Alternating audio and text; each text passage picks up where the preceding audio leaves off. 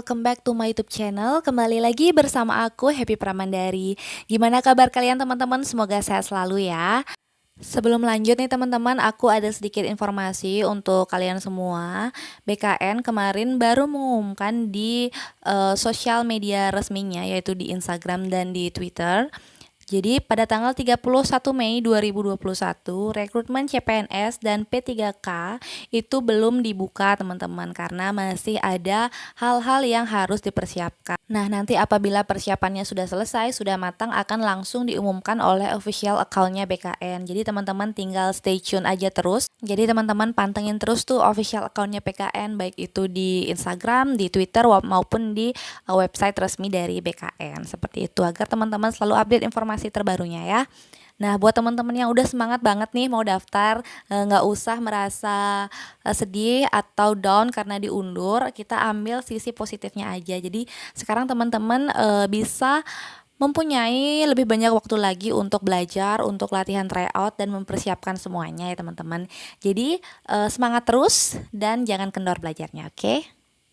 Pada video kali ini aku akan bahas soal TWK HOTS, yaitu khusus materi bahasa Indonesia. Jadi kemarin ada salah satu teman kita yang request untuk dibuatkan video yang membahas soal bahasa Indonesia.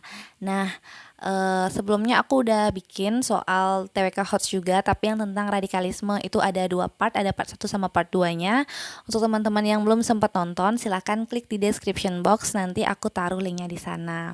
Nah, bagi teman-teman yang belum subscribe nih channel aku, silahkan di subscribe sekarang juga, agar kalian tidak ketinggalan informasi terbaru dari aku, dan agar aku juga semakin semangat untuk buat requestan video dari kalian. Oke, terima kasih. Oh ya, sebelum lupa, ini aku mau ngasih informasi untuk teman-teman yang kemarin menanyakan, Kak, di mana bisa ikut tryout online. Nah, ini aku ada informasi dan rekomendasi yang bagus untuk teman-teman yang mau mengasah kemampuannya dalam mengikuti CAT. Ini ada tryout online gratis yang diadakan oleh sahabat CPNS. Nah, untuk caranya gampang banget, teman-teman tinggal buka website www.sahabatcpns.com, atau teman-teman juga bisa klik linknya di description box, nanti aku taruh linknya di sana. Kemudian teman-teman daftar atau buat akun. Setelah membuat akun, teman-teman silahkan login, kemudian klik di bagian dashboardnya, kemudian klik tryout gratis, nanti akan muncul tampilan seperti ini. Nah, kemudian sahabat CPNS juga menyediakan paket bimbel online yang menurut aku ini worth it banget ya untuk teman-teman dalam persiapan seleksi CPNS 2021. Nah, di sini harga paket SKD Mastery Premium itu hanya 99.000 per tahun. Kemudian yang SKD Mastery Platinum itu hanya 299.000 per tahun. Nah, jika teman-teman ingin mendapatkan potongan harga lagi, biar lebih murah lagi, teman-teman bisa pakai kode referral aku Happy Pramandari. Oke teman-teman, soal yang pertama ini ada bacaan yang panjang banget. Jadi tips pertama dari aku, teman-teman langsung fokus cari pertanyaannya apa, pertanyaan dari soal ini apa, kayak gitu teman-teman. Walaupun nanti setelah baca pertanyaannya teman-teman balik lagi baca paragrafnya, itu nggak apa-apa.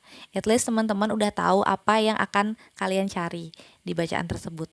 Oke, pertanyaannya, pada paragraf kedua terdapat kalimat yang tidak baku, yaitu kalimat. Oke, sebelum kita beralih baca paragraf 2, aku mau jelasin sedikit nih ke teman-teman apa itu kalimat baku dan kalimat tidak baku. Jadi biar nanti teman-teman tiap ketemu soal kayak gini tuh bisa langsung kayak paham gitu, oh ini yang dicari, kayak gitu. Jadi konsep dasarnya harus tahu dulu ya.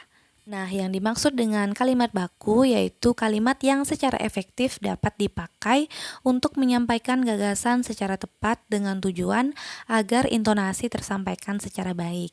Nah, di sini aku sudah sediakan contoh, yaitu Rian membantu Adit kemudian diantarkannya pulang. Nah, ini merupakan kalimat tidak baku.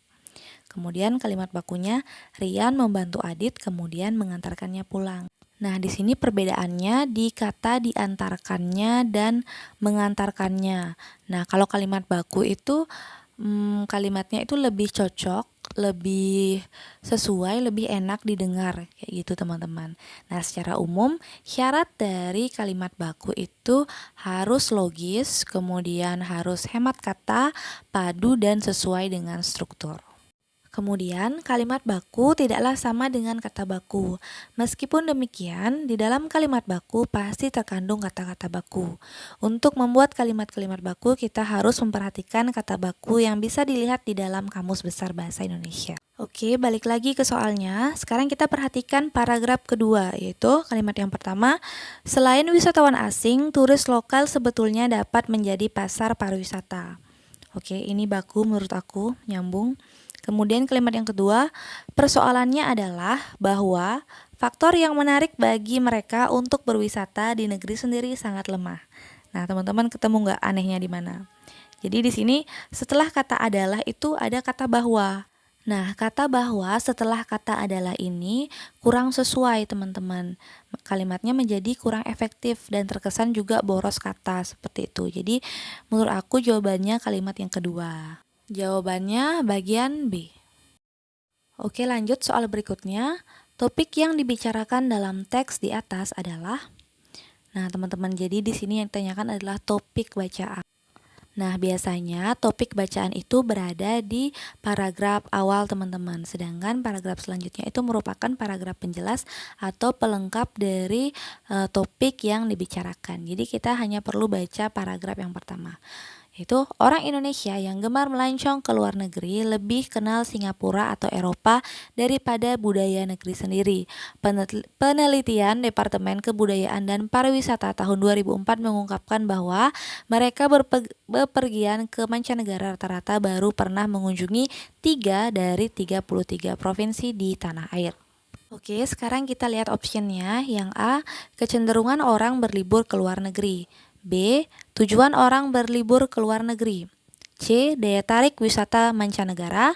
Atau D, berkunjung ke negara tetangga. Nah, sesuai dengan paragraf pertama, menurut aku di sini jawaban yang paling cocok adalah bagian A, yaitu kecenderungan orang berlibur ke luar negeri. Oke, soal berikutnya. Nah, tips dari aku yang pertama, langsung baca pertanyaannya. Jangan coba-coba teman-teman baca paragraf yang panjang, karena itu akan makan waktu. Kemudian yang kedua, langsung cross-check antara option dengan bacaan. Oke, langsung kita baca pertanyaannya. Dalam paragraf tersebut terdapat bentukan kata yang tidak sesuai dengan konteks kalimatnya, yakni yang nomor A, kata bermukim. Kita lihat di mana masyarakat bermukim di tempat itu pasti akan terjadi dinamika sosial. Oke, benar. Kemudian yang B, kata permukiman. Pada kalimat kedua, dalam hal ini sekecil apapun perubahan pola hidup masyarakat juga akan terjadi di tempat permukiman itu dan berdampak pada perubahan bidang lainnya. Oke. Kemudian yang C, kata berdampak pada kalimat kedua. Dalam hal ini sekecil apapun perubahan pola hidup masyarakat juga akan terjadi di tempat permukiman itu dan berdampak pada perubahan bidang lainnya. Oke, kemudian yang D, kata perubahan pada kalimat ketiga. Sebagai contoh, perubahan gaya pakaian masyarakat akan menghasilkan perubahan pada ekonomi masyarakat. Sesuai. Kemudian yang E, kata pakaian. Sebagai contoh, perubahan gaya pakaian bermasyarakat akan menghasilkan perubahan pada ekonomi masyarakat. Nah, di sini menurut aku yang nggak sesuai itu adalah kata pakaian, karena lebih cocok jika ditambahkan awalan ber. Itu sebagai contoh, perubahan gaya berpakaian masyarakat akan menghasilkan perubahan pada ekonomi masyarakat. Jadi udah pasti di sini jawabannya bagian E. Gitu teman-teman. Oke, soal berikutnya kita langsung baca pertanyaannya. Masalah utama paragraf di atas adalah, oke, jadi kita disuruh mencari masalah utamanya. Kita baca paragrafnya. Setidaknya terdapat 3 hal yang perlu dilakukan dalam menghadapi bencana alam. Pertama, pencegahan. Pencegahan adalah membuat peta potensi bencana seperti dalam atlas dari Bako Surtanal. Yang kedua adalah mitigasi atau penjinakan. Jika suatu daerah termasuk rawan gempa, berarti rumah yang dibangun di daerah itu harus tahan gempa. Ketiga adalah peringatan dini atau kesiapsiagaan. Hal ini perlu dilatih kepada masyarakat melalui sosialisasi dan simulasi berkelanjutan. Jadi di sini ada 3 hal yang dilakukan dalam menghadapi bencana alam. Kita lihat sekarang optionnya. Yang A, Aktivitas pencegahan bencana alam. Nah, ini menurut aku enggak, karena ini merupakan bagian dari kegiatan yang pertama, yaitu pencegahan. Jadi belum mencakup semuanya, bukan merupakan masalah utama dari paragraf ini. Kemudian yang B, pentingnya rumah tahan bencana, ini juga enggak, ini bagian dari kegiatan yang kedua, yaitu mitigasi. Kemudian yang C, pemetaan potensi bencana alam, ini juga bukan. Yang D, perlunya sosialisasi daerah rawan bencana, ini merupakan bagian yang ketiga. Kemudian yang E, kegiatan siaga dalam menghadapi bencana. Nah, di sini jawabannya bagian E, teman-teman. Oke, teman-teman, jadi kuncinya dalam menjawab soal seperti ini adalah teman-teman harus bisa membaca dengan cepat. Kemudian usahakan sekali baca tuh teman-teman udah nyangkut intinya apa. Jadi kuncinya adalah harus fokus dan konsentrasi saat membaca soal. Seperti itu. Oke, soal berikutnya, kalimat yang berupa fakta dalam teks tersebut terdapat dalam nomor. Nah, yang ditanyakan di sini adalah kalimat fakta, di mana fakta adalah peristiwa yang benar-benar terjadi dan dapat dibuktikan kebenarannya secara objektif. Biasanya kalimat fakta itu disertai dengan data. Biasanya ada angka-angka, kemudian ada waktu, tahun, bulan, tanggal, kayak gitu. Nah, itu biasanya fakta, teman-teman. Oke, selanjutnya kita scanning yang mana yang mengandung angka kalimatnya, teman-teman. Nah, di sini ada kalimat nomor 4, yaitu saat ini terdapat 820 hektar lahan persawahan di Pangandaran, Jawa Barat yang telah dinyatakan gagal panen atau puso. Nah, kalimat nomor 4 ini udah pasti fakta, teman-teman. Sekarang kita lihat optionnya. Yang mana aja yang ada kalimat 4-nya, berarti option B, C, sama E. Yang lainnya kita eliminasi langsung. Sekarang kita lihat yang pertama, yang B ya, ada 4-nya. B pasangannya 1, kita baca kalimat nomor 1. Kekeringan melanda sejumlah daerah di Indonesia mulai berimbas terhadap produksi pangan tahun ini. Oke, menurut aku ini fakta, karena ada tahunnya, kemudian ada tempatnya juga di Indonesia. Oke, kita keep dulu. Menurut aku jawaban yang B. Kita baca sekarang yang selanjutnya, yaitu nomor C. Yang 4 pasangannya 2. Kita baca nomor 2. Pemangku kepentingan pada beberapa wilayah menilai. Nah, di sini udah jelas ya, teman-teman, opini. Kenapa? Karena di sini opininya dari pemangku kepentingan, ya kan? Pemangku kepentingan pada beberapa wilayah menilai penurunan produksi pangan tahun ini pasti terjadi. Jadi ini masih kayak opini seseorang, seperti itu. Kemudian kita lihat yang bagian E. 4 pasangannya 5, kita baca nomor 5. Hal ini akan mengakibatkan banyak petani mengalami kerugian tidak sedikit. Nah, di sini nggak ada fakta-faktanya ya, teman-teman, nggak ada data, nggak ada peristiwa yang benar-benar terjadi dan dapat dibuktikan. Jadi sudah pasti jawabannya di sini bagian B. Oke, soal berikutnya. Kalimat tidak efektif di atas dapat diperbaiki dengan cara berikut kecuali. Nah, jadi di atas ini merupakan kalimat tidak efektif. Kemudian optionnya ini merupakan cara yang dapat digunakan untuk memperbaiki kalimat tidak efektif tersebut. Nah, di sini yang ditanyakan adalah yang bukan merupakan cara yang dapat digunakan untuk mengubah atau memperbaiki kalimat efektif di atas adalah, kita lihat option yang nomor A, yaitu huruf R pada singkatan DR atau dokter dituliskan dengan huruf kecil. Oke, benar ya, memang seharusnya dokter itu D-nya huruf besar, R-nya huruf kecil. Oke, yang nomor A benar. Bagian B, kata ujian nasional ditulis ujian nasional. Jadi huruf depannya itu bukan huruf kapital ya, teman-teman. Jadi huruf kecil biasa. Oke, benar yang B. Kemudian yang C, koma setelah kata mengatakan dihilangkan. Menurut aku bagian C ini benar. Kenapa? Karena pada kalimat setelah Muhammad Nuh itu sudah ada jeda. Jadi kalimat selanjutnya tuh nggak perlu dijeda lagi, kayak gitu, teman-teman. Jadi itu bisa dihilangkan. Oke, bagian D, kata bahwa ditambahkan setelah kata mengatakan. Berarti jadinya Profesor Dr. Muhammad Nuh, Menteri Pendidikan Nasional, mengatakan bahwa hasil ujian nasional tahun ini belum dapat digunakan sebagai penentu penerimaan mahasiswa baru melalui SNMPTN. Oke, benar ya. Lanjut yang E, koma setelah kata Nuh dihilangkan.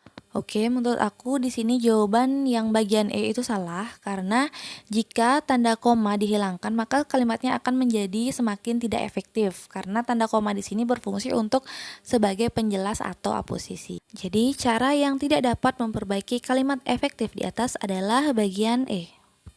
Oke, lanjut ke soal berikutnya. Kalimat utama paragraf di atas adalah, Nah, di sini teman-teman yang dimaksud dengan kalimat utama itu adalah ide pokok atau gagasan utama pada suatu paragraf. Nah, kalimat utama ini biasanya itu ada di awal paragraf atau bagian awal dan ada juga yang di bagian akhir. Kalau yang di bagian awal namanya itu paragraf deduktif, sedangkan kalau bagian akhir itu namanya paragraf induktif. Nah, cara untuk menentukan kalimat utama di sini adalah dengan cara membaca kalimat yang pertama dengan kalimat yang terakhir. Kemudian kalian tentukan yang mana yang merupakan kalimat yang bersifat umum. Coba kita baca sekarang kalimat yang nomor 1. Para peneliti mengemukakan bahwa area otak untuk bernyanyi berbeda dengan area otak untuk berbicara. Oke, kemudian yang nomor 6, penelitian itu menemukan bahwa pasien stroke dengan kerusakan otak membuat pasien tidak bisa bicara tetapi bisa bernyanyi. Nah, menurut teman-teman yang mana nih kira-kira kalimat utamanya? Jadi di sini jawabannya adalah kalimat yang nomor 1 yang merupakan kalimat utamanya. Kenapa? Karena kalimat nomor 1 ini dijelaskan secara umum tentang fungsi area otak yang mana untuk bernyanyi dan yang mana untuk berbicara. Sedangkan kalimat nomor 2 dan seterusnya itu merupakan rincian atau penjelasan dari kalimat utama itu. Kayak gitu teman-teman. Jadi jawabannya bagian A. Oke, soal berikutnya langsung kita baca pertanyaannya. Jika Ikang mengutip pendapat Sugiarto tanpa membaca bukunya, kutipan yang benar adalah, oke teman-teman, jadi ini merupakan kutipan yang pernah dikutip. Nah, kutipan yang pernah dikutip ini jika kita mengutip pernyataan yang telah dikutip oleh penulis lain. Sekarang kita perhatikan kalimat orang gemuk dan anak-anak usia sekolah jauh lebih rentan terserang sakit hingga meninggal akibat virus flu babi H1N1. Nah, ini merupakan kalimat kutipan dari bukunya Sugiarto tahun 2008 yang dikutip oleh penulis lain yaitu Agra Masyudi dalam artikelnya. Jadi sesuai dengan contoh yang di samping ini, Carini dikutip dalam Pantun 1990, maka jawaban yang paling tepat adalah bagian D teman-teman, yaitu ditaruh di bagian akhir kalimat Sugiarto 2008 dalam Masyudi 2010. Kayak gitu teman-teman, jawabannya bagian D ya. Oke teman-teman, sekian dulu pembahasan soal kali ini. Semoga bermanfaat untuk kalian semua. Jika menurut kalian video aku bermanfaat, silahkan diklik tombol like-nya. Kemudian bisa juga di-share ke teman-teman kalian, ke saudara-saudara kalian yang membutuhkan informasi ini. Kemudian untuk teman-teman yang mau request ke depannya aku harus buat video apa lagi, silahkan di komen di kolom komentar. Nah, jika ada saran, kritik, masukan silahkan ditulis aja ya, nanti aku baca satu persatu. Oke, nah bagi yang belum subscribe nih, jangan lupa di subscribe dulu ya channel aku agar teman-teman selalu update dan tidak ketinggalan informasi terbaru seputar CPNS dari channel ini. Oke teman-teman, sekian dulu, mohon maaf apabila aku ada salah kata. Thank you for watching, I'll see you guys on my next video, bye bye.